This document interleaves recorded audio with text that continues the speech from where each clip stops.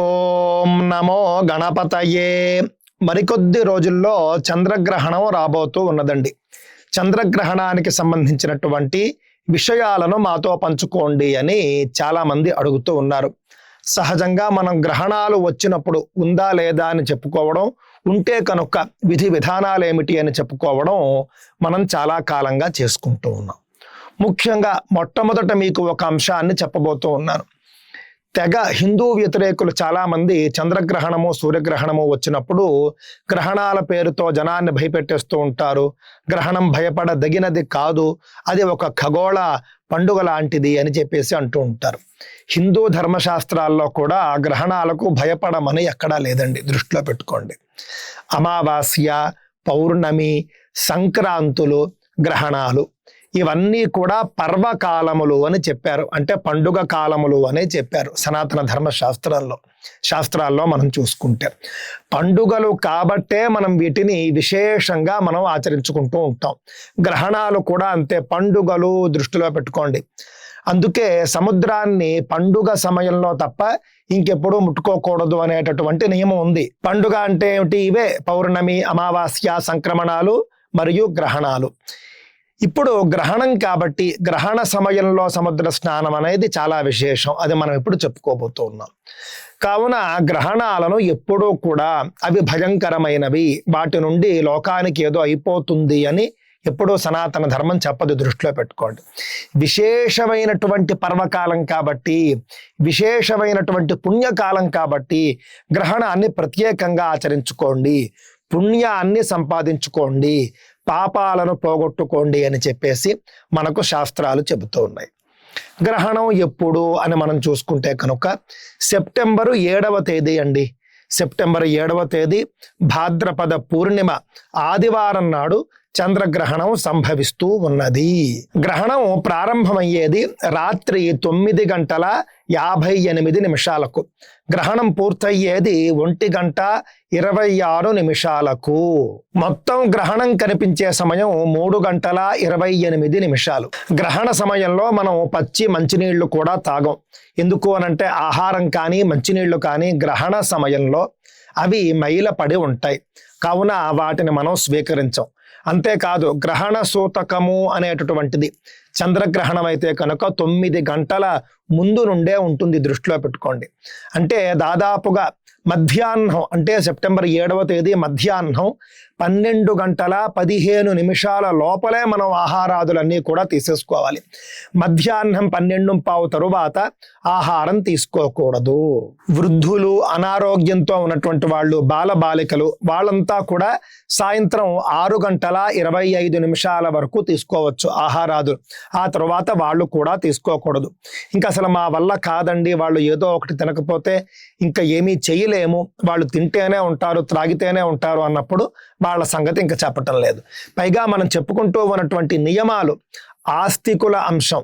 భక్తి తత్పరులు ఎవరైతే వేదాన్ని, శాస్త్రాల్ని, భగవంతుణ్ణి నమ్ముకుని కర్మ సిద్ధాంతాన్ని అనుసరించి పూర్తి స్థాయిలో ఆస్తిక కార్యక్రమాలు చేసుకుంటూ ఉంటారో వాళ్లను ఉద్దేశించి మాత్రమే చెబుతూ ఉన్నవి. ఇక ఈ గ్రహణం ఏ నక్షత్రంలో పడుతోంది, ఎవరికి మంచిది, ఎవరికి మంచిది కాదు అనంటే కనుక ఈ గ్రహణం శతభిష నక్షత్రము మరియు పూర్వభాద్ర నక్షత్రాల్లో పడుతోంది. అంటే ఒక నక్షత్రం ఉన్నప్పుడు మొదలై ఇంకో నక్షత్రం వచ్చిన తరువాత కూడా కొనసాగుతూ ఉన్నది. కావున 2 నక్షత్రాల్లో ప్రస్తుతం గ్రహణం సంభవిస్తూ ఉన్నది. మొత్తంగా కుంభరాశిలో ఈ గ్రహణం వస్తూ ఉన్నది. కావున కుంభరాశి వారు శతభిషము, పూర్వభాద్ర నక్షత్రాల వాళ్ళు ఈ గ్రహణం చూడకూడదు. ముందు వెనుక నక్షత్రాల వాళ్లకు కూడా మంచిది కాదు, చూడవద్దు అని పెద్దలు చెబుతారు. అంటే ధనిష్ఠ మరియు ఉత్తరాభాద్ర నక్షత్రాల వాళ్ళు కూడా గ్రహణాన్ని చూడకూడదు. అంతేకాదు కుంభరాశి వాళ్ళు చూడకూడదని ఇందాకే చెప్పడం జరిగింది.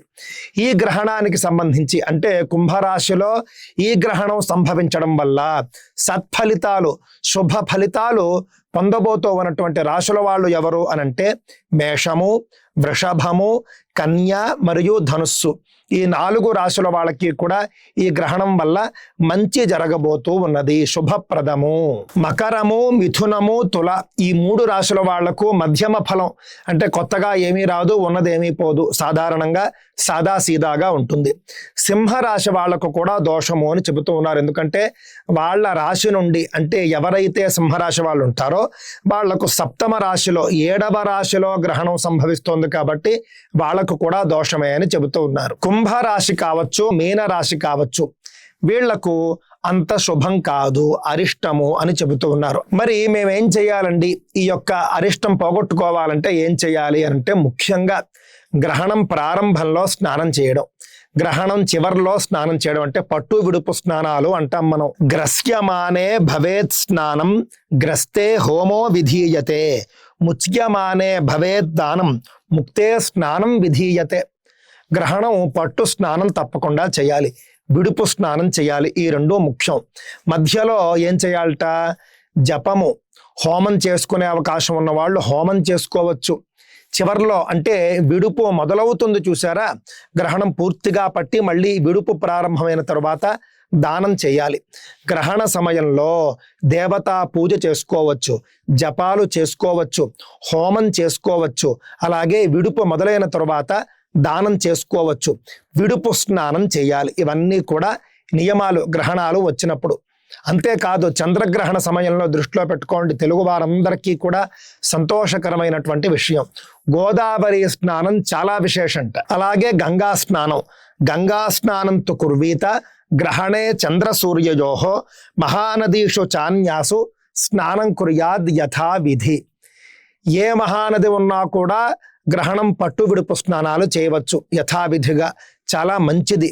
అమంత్రకంగా స్నానం చేయాలి. గ్రహణ స్నానాలు ఎప్పుడూ కూడా మంత్రం లేకుండానే స్నానం చేయాలి అని చెబుతూ ఉన్నారు. సాధారణంగా మహానదుల్లో స్నానం చేసినప్పుడు మంత్రంతో చేస్తాం, అలా కాకుండా అమంత్రకంగా స్నానం చేయండి అని చెబుతూ ఉన్నారు. గోదావరి మహాపుణ్య చంద్రే రాహు సమన్వితే అన్నారు. ఈ యొక్క గ్రహణాలు, సూర్యగ్రహణం కానీ చంద్రగ్రహణం కానీ, గోదావరి నదిలో కనుక పట్టు విడుపు స్నానాలు చేస్తే చాలా మంచిది. గోదావరి మంచిది, గంగ మంచిది.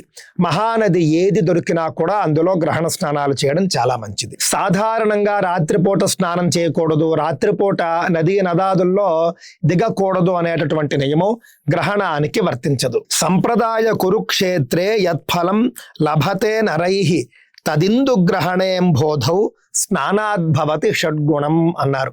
సాధారణంగా సాంప్రదాయంగా కురుక్షేత్రంలో మనం దానం చేస్తే ఏ గొప్ప ఫలితం వస్తుందో, చంద్రగ్రహణ సమయంలో సముద్ర స్నానం చేస్తే అంత గొప్ప ఫలం వస్తుంది అని చెబుతూ ఉన్నారు. కావున పట్టు విడుపు స్నానాలు సముద్రం అవకాశం ఉన్నవారు సముద్ర స్నానంలో చేయండి, మరీ మంచిది, అనంతమైనటువంటి పుణ్యఫలం వస్తుంది. సరే, ఇప్పుడు అరిష్టము మంచిది కాదు అని చెప్పినటువంటి రాశుల వాళ్ళు ఏం చెయ్యాలి అనంటే కనుక, గ్రహణ సమయంలో ఇప్పుడు చెప్పుకున్నటువంటి స్నానాలు, దానాలు, గ్రహణ సమయంలో మంత్ర జపాలు, స్తోత్ర పారాయణలు, పూజలు మొదలైనటువంటివన్నీ కూడా చేసుకుని తరువాతి రోజు గ్రహణ సంబంధమైనటువంటి శాంతి దానం చేసుకోవాలి. ఏమీ లేదండి, బాగా శక్తి ఉన్నవాళ్ళు బంగారంతో రాహు ప్రతిమను దానం చేయవచ్చు. శక్తి లేని వాళ్ళు బియ్యపు పిండితో రాహు యొక్క ప్రతిమను తయారు చేసి దానిని దక్షిణతో మనం దానం ఇచ్చుకోవచ్చు. తద్వారా కూడా మనకు గ్రహణ శాంతి కలుగుతుంది. ఇక్కడ ఆశ్చర్యకరమైనటువంటి అంశం ఏమిటంటేనండి, గ్రహణ సమయంలో స్నానం స్యాదుపరాగాదౌ మధ్యే హోమః సురార్చనం అన్నారు. ఉపరాగం అంటే గ్రహణం. సాధారణంగా గ్రహణ స్నానాలు మనం చేస్తాం. మధ్యే హోమః సురార్చనం, గ్రహణం మధ్యలో హోమము, సురార్చనం అంటే దేవతా పూజ చేయమని మనకు బ్రహ్మ వైవర్త పురాణం మొదలైనటువంటి గ్రంథాలు చెబుతూ ఉన్నాయి. అలాంటప్పుడు దేవాలయాలు గ్రహణ సమయంలో ఎందుకు మూస్తున్నారనేది తెలియటం లేదండి. ఆగమ శాస్త్రాల్లో కూడా లేదు గ్రహణ సమయంలో ఆలయాలు మూసివేయాలి అని పెద్దలు చెబుతూ ఉన్నారు. ఆగమాది శాస్త్రాల్లో ఎక్కడా లేదు అని. కానీ ఎందుకు మూస్తూ ఉన్నారు అనంటే కనుక నేను అనుకోవడం, అర్చకులు మొదలైనటువంటి వాళ్ళందరూ కూడా పట్టు విడుపు స్నానాలు, అదే విధంగా ఇళ్లలో చేసుకోవలసినటువంటి విధులు ఇవన్నీ కూడా ఉంటాయి కాబట్టి ఆలయాన్ని మూసివేసి వచ్చి ఇంటి వద్ద లేకపోతే నదీ తీరానికి వెళ్ళి స్నానాదులు జపాదులు చేస్తారు కాబట్టి వాళ్లకు అవకాశం ఇవ్వడం కోసమే దేవాలయాలు మోస్తారేమో అని నేను అనుకుంటూ ఉన్నాను. ఒకవేళ నదీ తీరాల్లోనే ఉన్నటువంటి ఆలయాలు అనుకోండి, ఆలయం మూసివేయాల్సినటువంటి అవసరం లేదు. పట్టు విడుపు స్నానాలు చక్కగా పట్టు స్నానం చేసి వచ్చిన తరువాత ఆలయంలో కూడా పూజ చేయవచ్చేమో. సురార్చనం గ్రహణంలో చేయాలి అని చెప్పేసి శాస్త్రంలో మనకు కనిపిస్తూ ఉండగా ఆలయాలు మూసివేయడం అనేది ఏ సమయంలో వచ్చిందో, ఎందుకు వచ్చిందో 12:15 లోపల చేసుకోవచ్చు అని చెప్పేసి పెద్దవాళ్ళు చెబుతూ ఉన్నారు. ఆ యొక్క ఆబ్దికం అనేది, తద్దినం అనేది అన్నంతో కాకుండా ఆమశ్రాద్ధము అని అంటారు. పిండితో చేసేటటువంటి పద్ధతి కూడా ఉంది. మీ ఇంటి పురోహితులు ఏ విధంగా చెబితే ఆ విధంగా చేయండి. తప్పక గ్రహణ సమయంలో చేయవలసినటువంటి విధులన్నీ కూడా ఆచరించండి. ఎవరైతే గ్రహణ పట్టు విడుపు స్నానాలు చేయరో మళ్ళీ ఇంకొక గ్రహణం వచ్చేంత వరకు వాళ్ళకు సూతకం ఉంటుందట. అప్పటి వరకు వాళ్ళు మైలపడి ఉంటారు. అప్పటి వరకు మనం చేసేటటువంటి ఏ పుణ్యకర్మలు, దైవకర్మలు కూడా ఫలించవు అని అర్థం. కావున బద్ధకించకుండా ఆస్తిక జనులందరూ కూడా గ్రహణంలో మనం చెప్పుకున్నటువంటి విధి విధానాలన్నీ కూడా ఆచరించాలి అని చెప్పేసి నేను కోరుకుంటూ ఉన్నాను.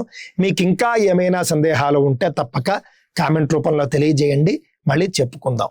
స్వస్తి.